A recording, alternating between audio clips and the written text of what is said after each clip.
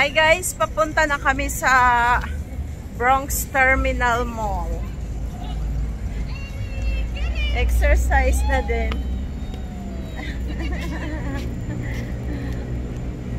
May sumasayaw sa taxi.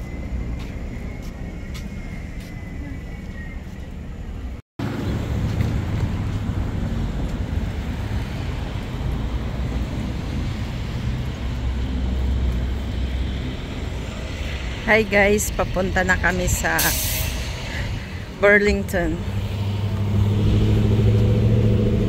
Mamimili ng school supplies for Philip and mag-grocery.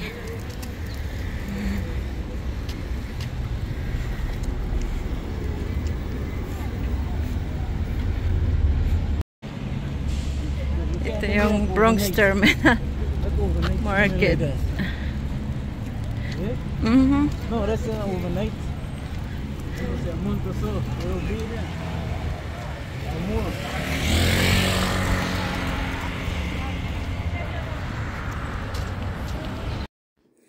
Ito yung shoe department. Mga shoes for kids. And this one is for pregnant women and oversized women. Dito ako bumili noon nung pregnant ako. Tapos, ito yung kids boys section. Tingnan nyo guys, oh, siya na yung pumili ng gusto niya. Favorite niya kasi yung bluey.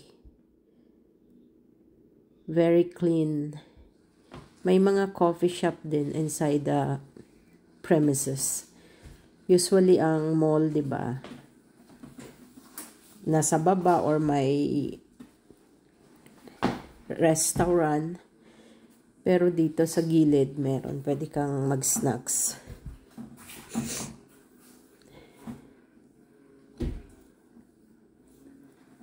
Nag-i-enjoy si PJ. Oh, pinupush lang ng daddy.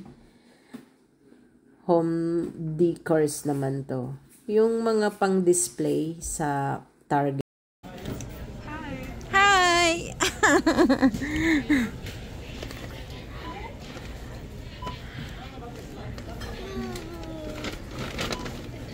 Oh my God. Yan yung binili namin para sa schooling ni PJ. Damit niya. Hindi pa yan enough, pero at least hindi kami nakapamili ng maayos kasi si PJ aburido na. Gusto na niyang umuwi. So, thank you guys for watching.